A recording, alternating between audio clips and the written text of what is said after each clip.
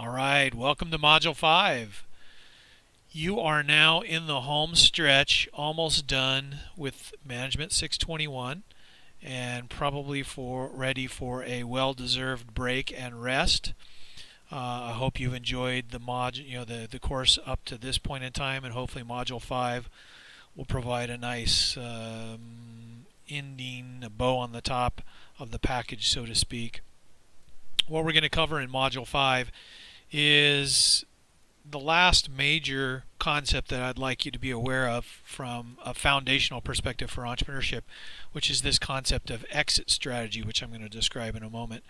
And then the fifth module is also an opportunity to try and integrate some of what we've covered throughout the prior four modules and make some sense of what we've learned, primarily within the context of watching a movie about a startup, and I'm going to describe what you need to do in watching that movie. But the whole end point here is to come to a conclusion, maybe not draw major conclusions, but come to a conclusion, at least have some way of applying what you've learned in the class and tying it all together, if you will. It's not a neat bow, but at least I think it'll be a bow.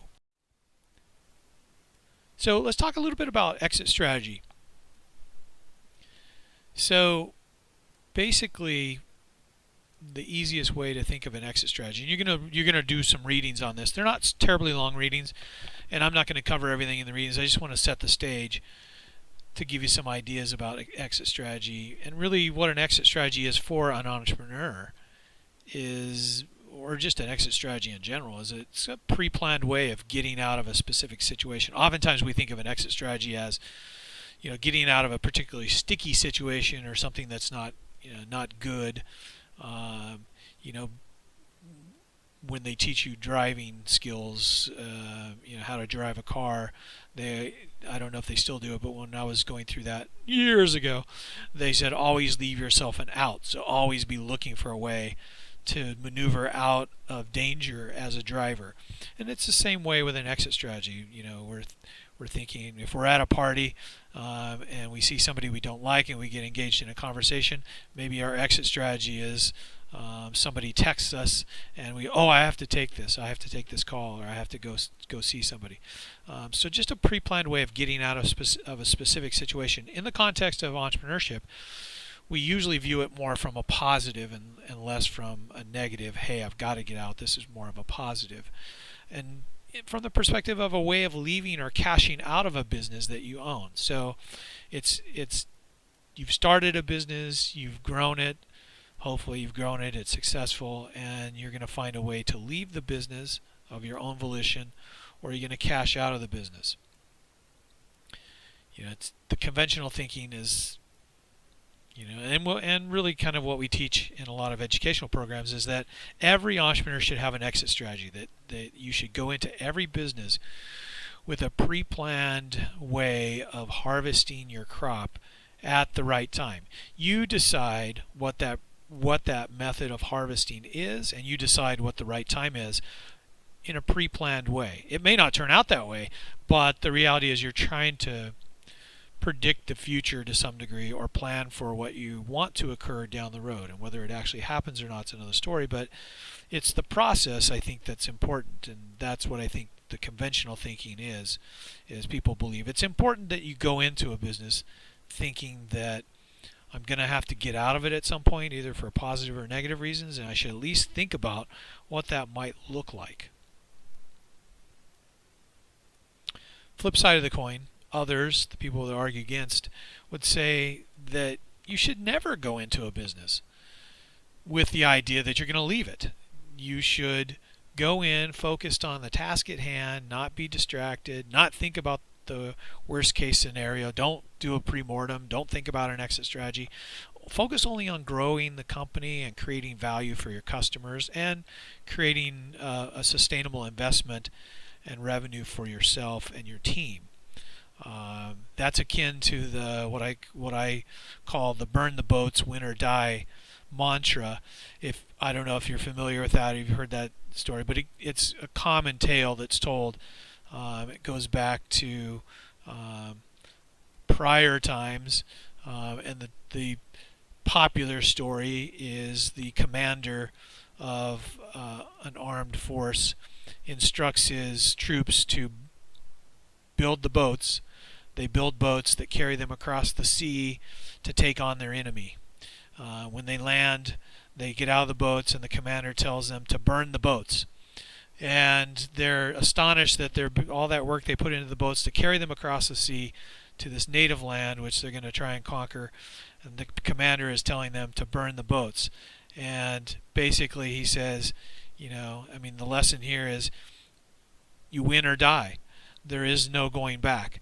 And so it's the same for folks that kind of believe in the exit strategy, that you shouldn't have one, you shouldn't think about it, is that don't focus on anything but winning. Anything less than that is not important, and don't worry about how you're going to exit or sell the business later on. Just focus on being successful, and you can worry about that when the time comes. So burn the boats, win or die. So that's kind of the general gist of how exit strategies are looked at currently.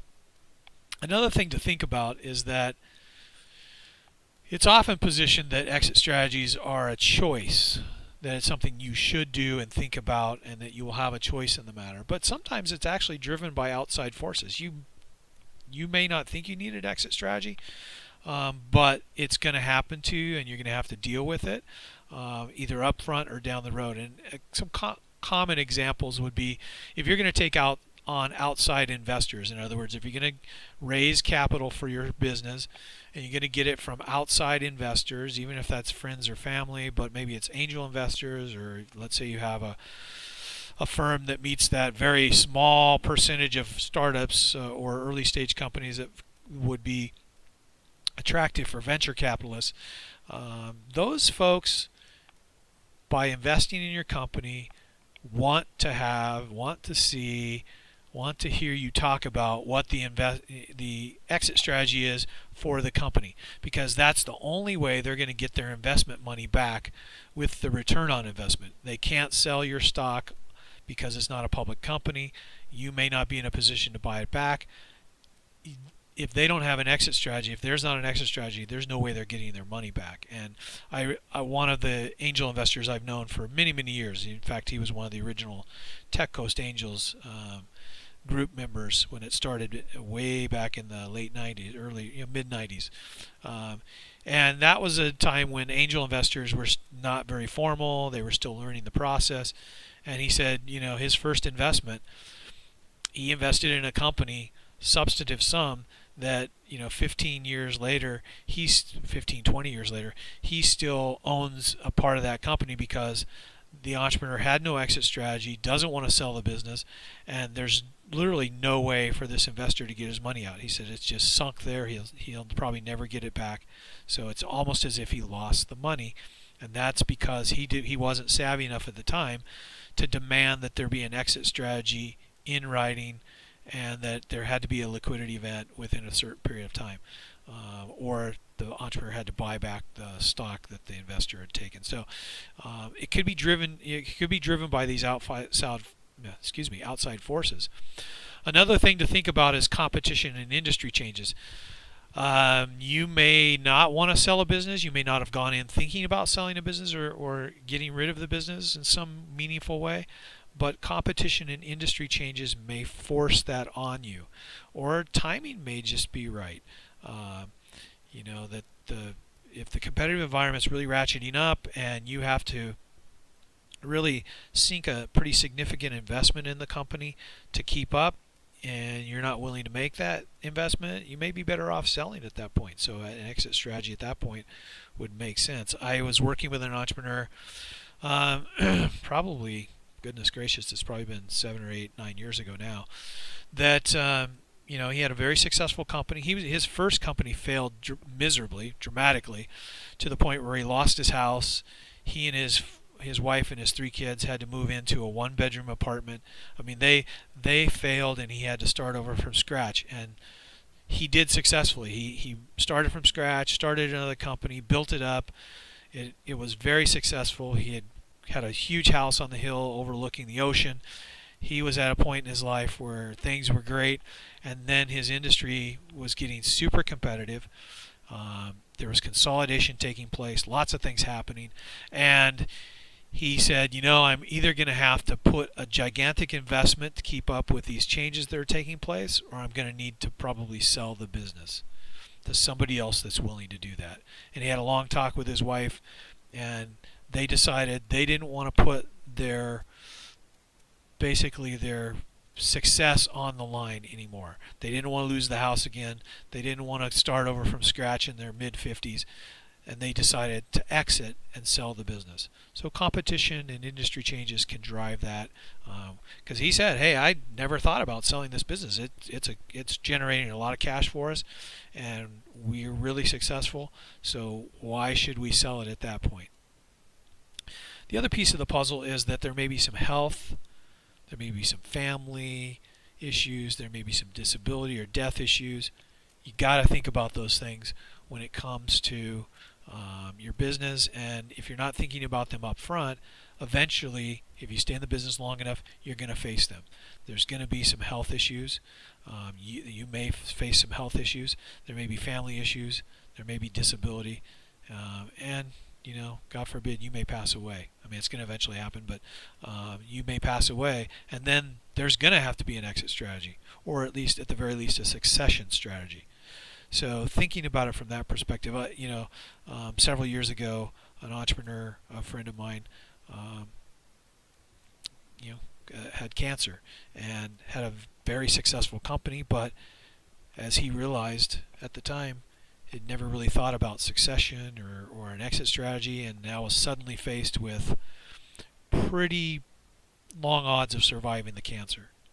And he at that point had to really sober up and say, I never thought this would happen. I never thought about succession plans for my business, and now I need to start thinking about it because I may not survive this. And unfortunately, he didn't survive it. And so exit strategy from health, family issues, disability, death, you have to think about those things. I remember having a very candid conversation with my father a few years back. Both he and my mother had gone through some health problems. They still owned the majority stake of our family company. And, they never wanted to sell the business. And I finally had to say, Dad, you may live forever, but the likelihood is it's not going to happen. And what if something happens to you, and now Mom is saddled with running a company which she really has no interest in running it. She's retired. She doesn't want to go back to working. She doesn't know the business other than the financial side of it, so she doesn't have the technical skills and the entrepreneurial skills to run the business. What happens if you pass away? And then she's left there with a business. You're going to force her into having to do something, selling the business, going through a really stressful time after you've just lost somebody that you've been with for, at that point, 55 years, I think. So it had to have a candid conversation about the fact that an exit strategy was going to be happening, whether they liked it or not, and they needed to think about that. Switching gears, you'll find out in the readings, there's a lot of different ways that you can, get out of a business based on, what's happened before or what's feasible for you. Some of the ways, typical ways that people exit the business, they sell it or they merge with another company through a, merger and acquisition. The rarer case is that companies go public. They have an initial public offering, the IPO. In some cases, very successfully, the company is sold to the employees through an employee stock ownership program. That's become very, very popular and allows, loyal, committed employees to take an ownership stake in the company and eventually buy out you, the owner, over a period of time. So you don't, sell it all at once, but you sell it over a period of time. Another strategy is to use the business as a cash cow. It's really not an exit strategy, except for the fact that you exit from running the company. You hire professional management that runs the company for you, and you still collect a salary and cut of the profits. but it basically throws off cash because it's so successful, and you're able to have succession and management, and they can successfully run the company and provide that cash cow for you until you decide to sell it. The other piece of the puzzle could just be a liquidation. You could sell the business, or instead of selling the business, you just shut it down. That's it. Shut down, close the doors. Sell off whatever assets we have for their value, and we're basically done. So those are the various ways. That's not a comprehensive list, but that's the most popular ways that folks will exit a business. So let's switch gears a little bit. Talk about startup.com. This movie, hard to believe it came out in the late 90s, early 2000s. It is a documentary. It follows over a period of time two young men who started a business during the dot-com boom way back when, the gold rush of the late 1990s. It's a fascinating documentary about what they went through, and it follows Tom and Khalil, and both the good and the bad, and really what you want to do in watching them as they start up this .com business called GovWorks is watch the movie from the perspective of everything you've learned in class thus far. So when you think about ideas and opportunities, when you think about who entrepreneurs are, when you think about teams, when you think about resources, when you think about startup models, when you think about all those different aspects of the entrepreneurial experience that we've covered in this class, try to view the movie from the lens of those things, and with the end goal of trying to uncover what Tom and Khalil did well, or what they did right, but also what they did wrong, or what I say flat out stupefyingly wrong. Because they did some really good things. They were good at certain things. They were on the money.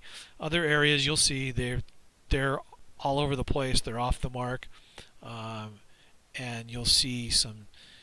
Hopefully you'll be able to read between the lines on some things, and there's other areas where you'll see some team dynamics that play out. And one of the kind of the most ironic pieces of the movie is that one of the team members who actually has and I'm not giving anything away, but you'll see it, one of the team members that has actually the least committed to the venture at the end of the day ended up doing the best financially out of the whole situation. So it's kind of interesting to watch this whole dynamic play out with two young men, it caught up in the real heady times that they lived in of when startups were the hottest thing on earth. So again, integration for this module, when we talk about integration, it's about applying the framework of the class and thinking about it from the perspective of what if Tom and Khalil knew what you know? What if they had taken this class? Would they have done anything differently, or would their experience been the same? It's kind of interesting to think about it. So as you watch startup.com, think about it from that perspective. So let's talk about integration. The objective of this course, really at the end of the day, was to have a basic understanding of entrepreneurship and entrepreneurs, about the process and who the people are and what the dynamics are and what happens in entrepreneurship, and hopefully we've met that objective with this course. From some of the comments I've gotten from people, and it seems like we've hit that mark, but I hope that resonates for you, that you do walk out of it with a basic understanding. It wasn't meant to, as I said at the beginning, it wasn't meant to make you an expert. It wasn't meant to make you bulletproof. It was just meant to give you the entree into this strange and fascinating world that if it's attractive to you, you can move forward and learn more. But I will say this, the class does, at a basic level, give you enough knowledge that if you did jump into the pool, if you jumped into the deep end right now, you have enough knowledge stockpiled. If you retained it and you learned and all those learning takeaways stick with you, you've got enough knowledge to avoid the rookie mistakes that most people make, and you have a better idea of what lies ahead of you as an nascent entrepreneur.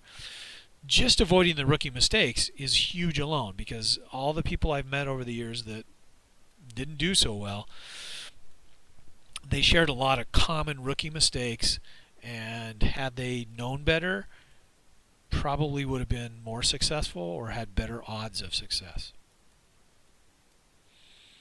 And from the perspective of, you now completing the course, at least understand the role of those components of the entrepreneurial experience, what it takes to be an entrepreneur, what are ideas, and what's a business opportunity, and what's a startup model, and how do I know which startup models to think about, and what's a business model, and how do I develop a business model, and what are resources? Do I understand what resources are? It's not just money, it's more than that. Do I understand the role of teams in an entrepreneurial venture, and how to put together a team, and all those wonderful things? And then do I understand this concept of an exit strategy? Those are really, really important, and I want to take a look at each one just to kind of revisit some of the things that I think, to give you some perspective of what maybe you've learned in this class.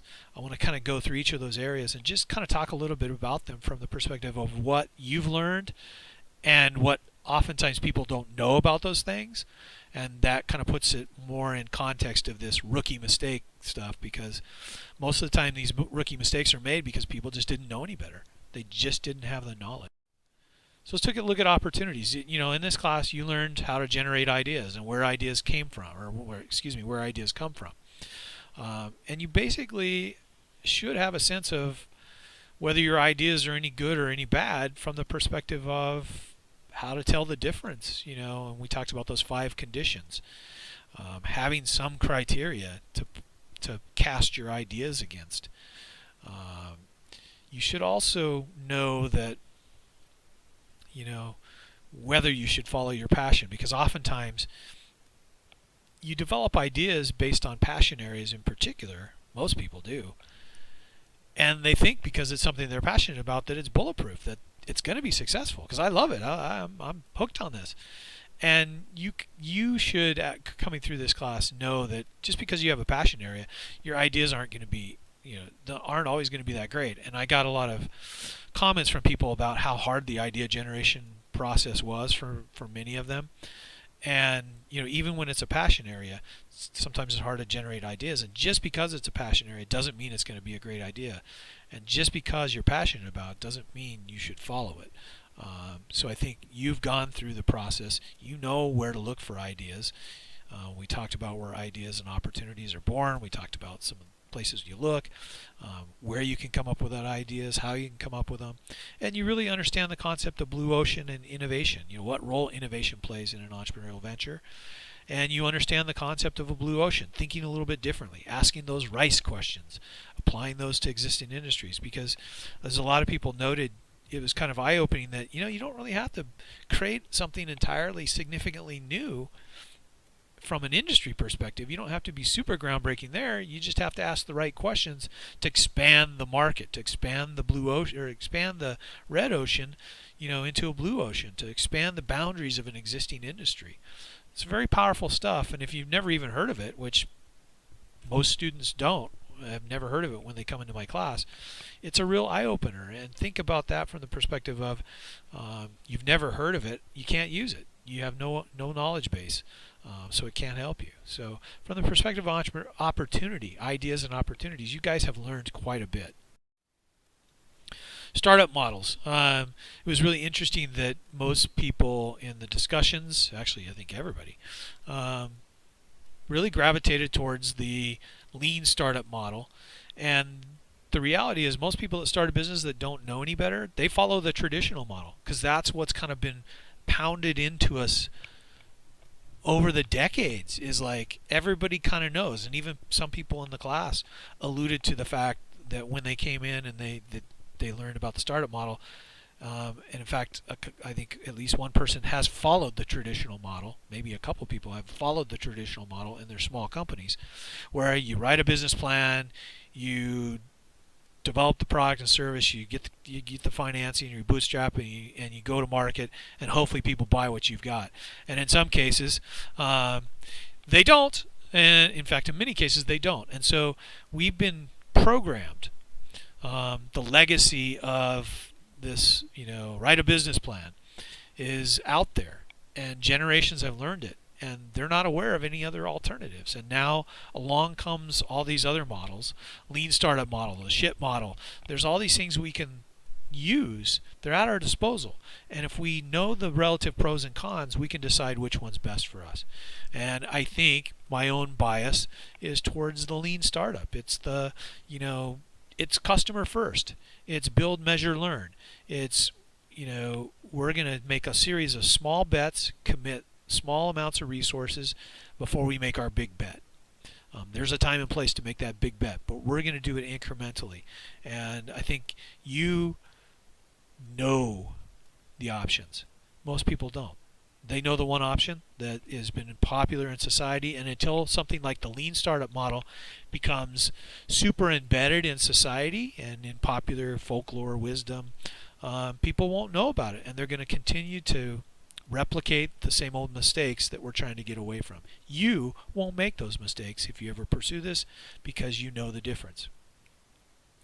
And then you understand the types of factors you need to consider when you're looking at a business concept and the process you've got to go through. So just looking at those startup models and thinking about the business concept profile, you know some of the things you've got to start thinking about.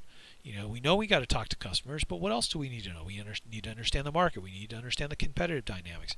We need to think about those things. From the startup model perspective, you know that stuff. And you understand the business model, and you understand the facets of the business model. So you understand that there may be some pivots, there may be some changes, there may be some tweaks, but you've got a basic grasp of business models that somebody off the street doesn't. Looking at the team dynamic, the reality is, my experience is that most people go it alone because they've bought into the conventional wisdom that entrepreneurs are lone wolves. They're maverick individuals that go out and create businesses, and they go it alone oftentimes when they really need to put together a team. And when they do put together a team, oftentimes they assemble the dynamite team. And I'm not talking about the dynamite as in, wow, it's an amazing team. I'm talking about the dynamite as in it's going boom sometime down the road. It's going to implode. It's going to explode because you got the wrong people. You built the team based on the wrong factors. You put together a team of people that you like. They're your friends, but it's not the right team. It's not the team that's going to help you build a business. You didn't get the right people in terms of skills and all those wonderful things. So most people, having done the readings, having done all that teams are valuable, that actually investors want to see teams of people. And the common wisdom is that a really good team of people could take a so-so business idea and actually make it successful, whereas a team of so-so people can take a great idea that represents a really good opportunity and they can run it into the ground. So you understand that dynamic of teams and what makes a good team. We talked about the factors. You went through that in the readings. How do you construct a team? What makes a good team? You also understand the role of leadership in the team. You're going to see that, in the startup.com, you're going to see the role of leadership on a team, how important that is, and how well that needs to be defined. And that plays into the concept of unequal equals. Holy crap. Slicing the pie correctly in terms of ownership, understanding that, we may all be equal in going down the road of this venture. The reality is we're not all equal on the startup team. And there's going to be a slicing the pie, allocating ownership, all those things, really, really important. You understand that. The folks that have made these mistakes, they didn't have a clue because they had no background, no experience with this.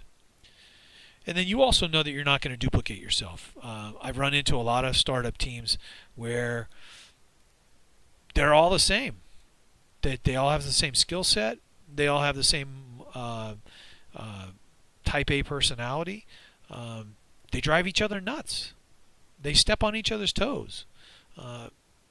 Complementary skill sets, diversity.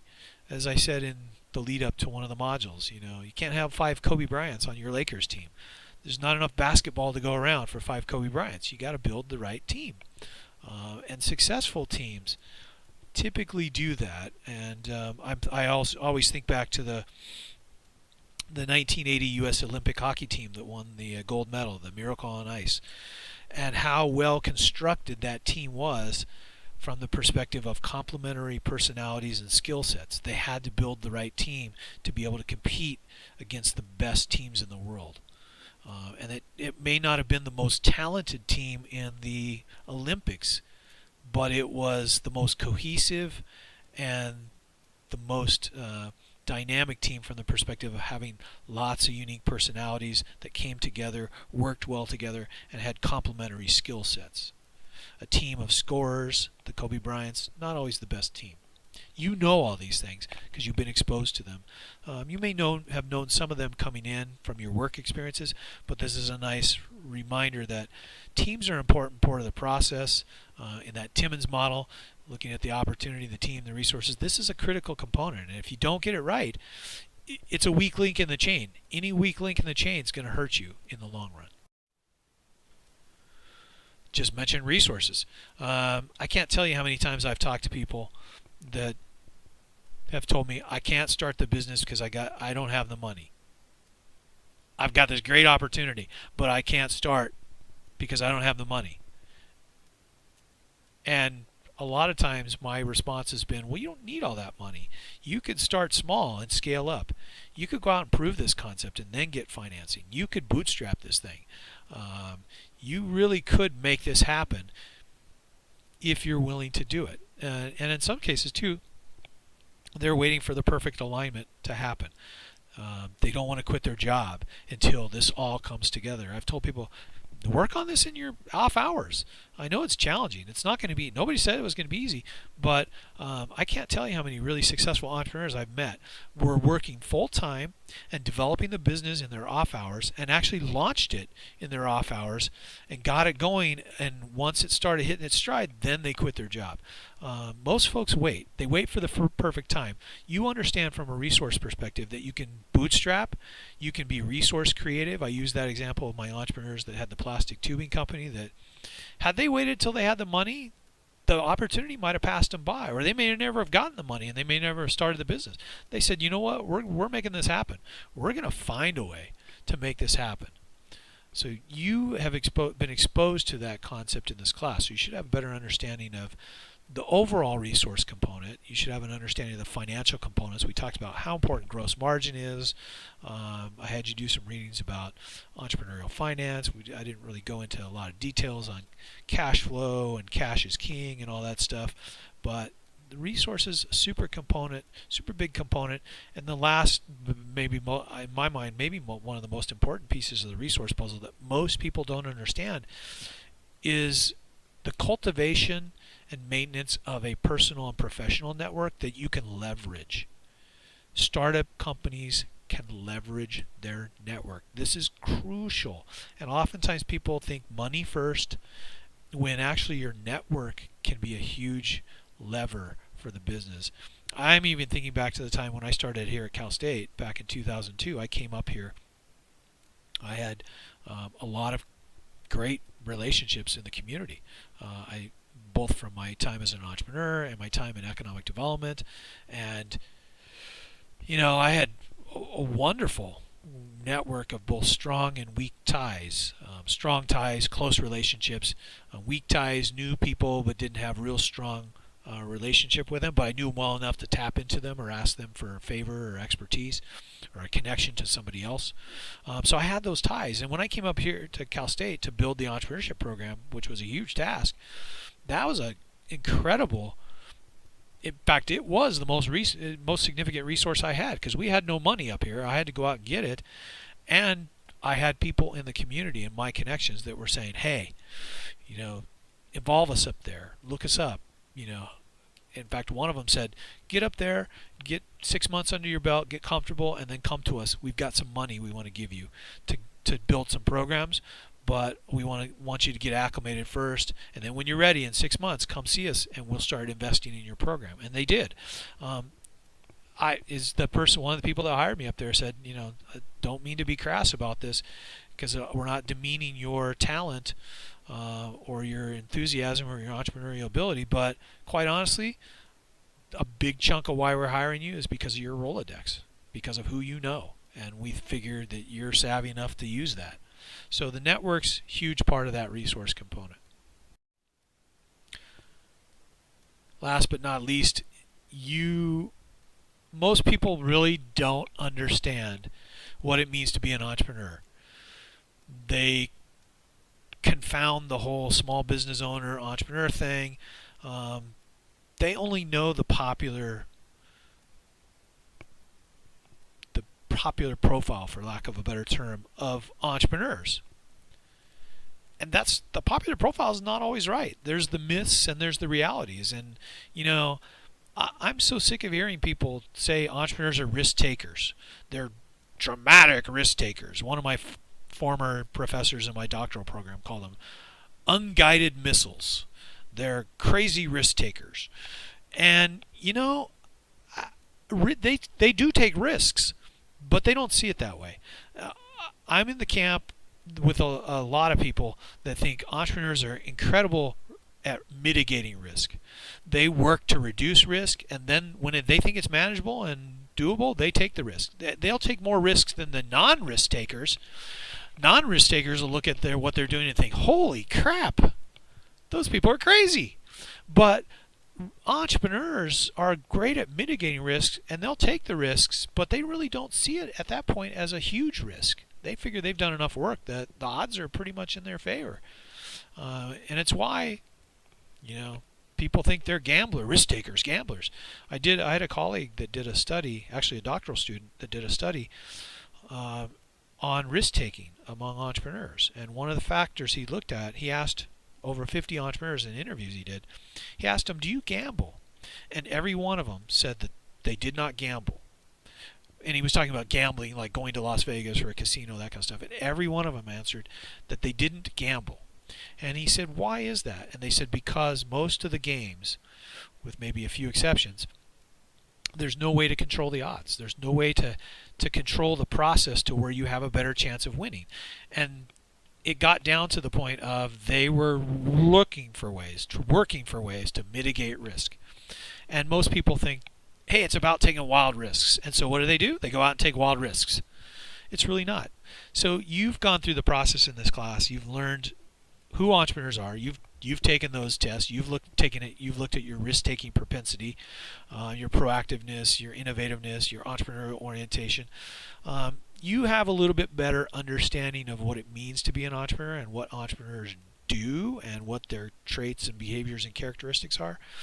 And you know the difference between entrepreneurs and small business owners. And you're not caught up. You know the myths and realities. You're not caught up in this one-size-fits-all common popular misconception, I call it, about who entrepreneurs are. Having that starting point, just being self-aware, having a great self-awareness about what it means to be an entrepreneur is huge. I've met so many people that had no business starting a company, but they just didn't know. They just didn't understand what it meant to be an entrepreneur. The lure was too great because it's popular. It's a hot thing to do. It's a sexy thing to do.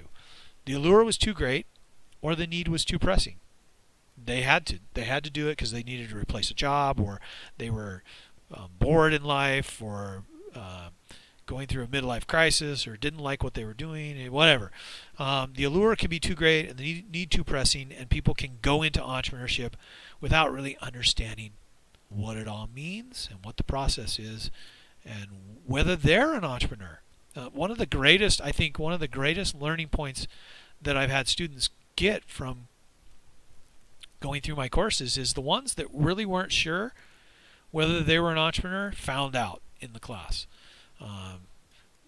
And if they learned that I'm not really sure I am, that's great, because now they're not going to rush out and do something foolhardy. They're going to think about it. And I always tell them, we evolve as people, and who you are today isn't necessarily who you are in 5, 10, 15 years. I wish I knew now. I wish I was as entrepreneurial 25 years ago as I am now. I wish I had the business knowledge I had 25, I have now that I had 20, or I have had it 25 years ago. That self-awareness, I think, is really, really important, and you should have at least some of that because you understand who entrepreneurs are now and what the process is that they go through. It's a better personal gauge for you because you understand the entrepreneurial mindset a little bit better and you understand the demands that entrepreneurs face. I think that's really, really critical. We can't make such personal decisions if we don't know who we are. It's just like getting married. If you don't know what you want, if you don't know what the criteria is, how do you know what you're going to get? Same thing with entrepreneurship. How do you know you want entrepreneurship if you don't understand it? So, and you don't know what it entails. I always tell people, if you want to go into a specific industry, you want to start a business, you've never been an entrepreneur, and you want to go into a particular industry, and you don't have any experience, you ought to go work in that industry for a while and get to see what it's like. I remember, I forget who was telling me this, but they were advising somebody. I actually may have been an article I read where a person was advising somebody who wanted to buy an existing company. It was a bakery business, and he told the guy, he said, "Don't buy the business. Talk to the owner. See if the owner will allow you to work in the business for 6 months, and if at the end of 6 months you like it, you can buy the business." So they worked it out that way. He worked in the business for 6 months, came back 6 months later. He said, "So, what's going to happen? I'm not buying the business." The guy found out that the bakery business is really tough, and it's not for the faint of heart. And you start at 3 in the morning and you work till 11 o'clock at night every day. Not that easy. So having some experience, having a personal gauge to be able to see whether this is for you, that's so important. And at least you have a taste of that coming out of this class. So I want to talk about integration from the perspective of what we didn't cover in this class that is pretty significant, and that's why when we do entrepreneurship as a concentration for MBA students or for undergraduate students, that's why we take multiple classes, because we just can't do it all in one class. So you got a good taste, and you got enough that you can make informed decisions, but you are still lacking some things. And I'm going to go through this list really quickly. I mean, we didn't go through the nuts and bolts of entrepreneurial finance. There's a whole approach to entrepreneurial finance and projecting income and expenses and cash flow and all that stuff, and valuation of your company. And there's so many components that we didn't get to because this class isn't designed for that. And in the undergraduate program, we teach a separate class on entrepreneurial finance. It's a resources class, and a big chunk of it is now entrepreneurial finance. We didn't talk about entrepreneurial marketing. We didn't talk about the differences between corporate marketing and entrepreneurial marketing. We didn't talk about distribution channels and how that affects your business model. There's a ton of stuff we didn't cover from a marketing perspective. We didn't talk about how you execute the startup models. In other words, the nuts and bolts of carrying out the lean process. If you're going to use the lean process, then you're going to follow kind of Diana Kander's all-in startup approach, which is tied to the lean process. That implies that you're going to go out and you're going to interview. Diana says, and as most of us that subscribe to this method say, you should go out and try and talk to 100 people, 100 potential customers. But to do that, you got to know how to go out and interview them. You got to know what you're looking for. You got to know how to not ask leading questions. We could spend a whole module on how you actually do the lean startup process. And that's why Eric Ries wrote a whole book. And we only scratched the surface of that piece of the puzzle, so to speak. You launch a business, there's launch strategies, and there's mechanics, and there's all kinds of things that you need to know, from the most basic about legal issues, incorporation, what models to choose there. I mean, there's so many things we didn't cover that you need to know about. We didn't talk about growth, and we didn't talk about managerial approaches. I don't think, forgive me if I'm wrong, I don't think I talked to you about the phases that entrepreneurs go through and how you need to evolve with your business, because as your business grows, you have to evolve, and you have to have, if you're growing quickly, you have to understand how to manage that growth, otherwise it will kill the business. You have to understand how you need to evolve as a manager. Because in the early stages, and I think I may have briefly mentioned this, you're doing everything, and then eventually you're going to be managing people, and then eventually you're managing managers, and then eventually you're at the 30,000 foot level, and that's all you do. You got to be able to evolve and do that, and your managerial approaches have to change. And for a lot of folks, it ain't easy to do. So we didn't cover all that. I didn't give you any guidance or instruction on how to pitch your concept. That's a critical skill. It's something we teach all of our students that are majoring and focusing on entrepreneurship. I didn't teach you how to deal with external investors and give you the real nuts and bolts of how to go through the external investment process, or how to deal with bankers and SBA loan process. I mean, I touched on a few high level things, but we didn't delve into that. We didn't talk about negotiation. That's such a key skill. There's just so many concepts we didn't cover that I wish we could have gotten to in this class, but you just can't do it. It's not impossible to do in one class, and it's even more impossible to do in 5 weeks. And then last, and certainly not least, and perhaps maybe even most important, is that we didn't give you I call them the 3 S's. Maybe I actually did, because the module goes so quickly, but we didn't give you the sweat, the stress, and the sleeplessness. And unless there's ways to do that, and what I mean by that is you didn't feel the entrepreneurial process. You learned about the entrepreneurial process. You didn't feel the entrepreneurial process. And a big part of the entrepreneurial process is sweat. It's what they call the sweat down your back, from the stress and the uncertainty of everything. And you didn't experience the sleeplessness. Again, you may have experienced that because the module's fast and you guys are juggling tons of stuff. Big props to you guys for doing that. But you didn't experience it because of the stress and the uncertainty and what's going to happen tomorrow. That's such a huge part of the process. And that's what I talked about previously. I talked about resilience, where you have to be resilient and you have to have a tolerance level. You have to be able to tolerate these kind of things because they are a part of the process. And there's no way, in some ways, there's no way to teach you that. You have to experience it. And there's ways we can do it in classes, but it's almost impossible to do in a 5-week online class. And it's a limitation. But that's the kind of stuff we didn't cover. And I wish I could have you for 10 weeks and we could go through more of this stuff. I wish I could have you for more classes and we could do this stuff. But there's ways to learn this. There are materials and resources out there. I'd be happy to point you, in the direction of those if you are interested. So just let me know.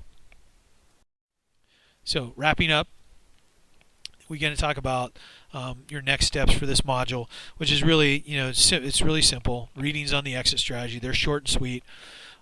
Watch the startup.com movie. I like it. I still use it, even though it's now an older movie.